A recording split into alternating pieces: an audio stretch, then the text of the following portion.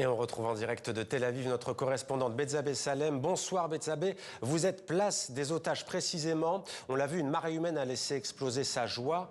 Ce matin, vous étiez au milieu, au cœur de cette place, Bethsabée.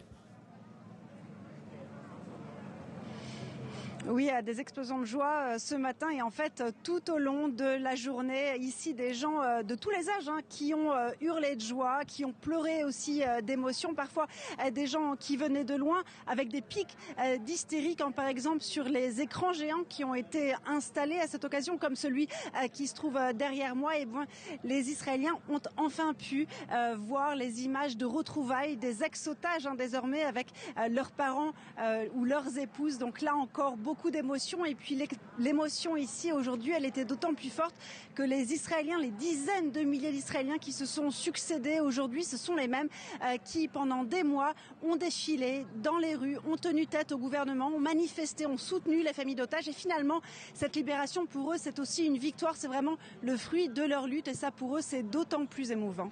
Et Bethsabée, comment les otages ont-ils été pris en charge et quelle est la suite pour eux après, on le rappelle, 738 jours de captivité à Gaza?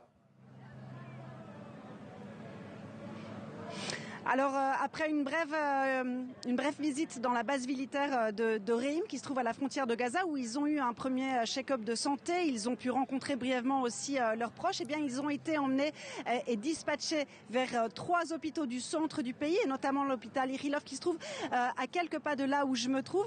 Et d'ailleurs, pour la petite histoire, les hélicoptères transportant les otages vers les hôpitaux ont survolé aujourd'hui cette place des otages, provoquant évidemment des hurlements et des applaudissements. Alors désormais, il se trouve ces otages dans les hôpitaux. Ils vont enfin pouvoir bénéficier de soins médicaux, d'une prise en charge aussi psychologique. On a vu des otages parfois très amaigris. On sait notamment, d'après les témoignages des otages déjà libérés, qu'ils ont été victimes d'abus, de torture, qu'ils ont été parfois enchaînés pendant des mois et surtout gardés cachés dans les tunnels du Hamas sans voir la lumière du jour. Donc la guérison sera longue pour ces otages.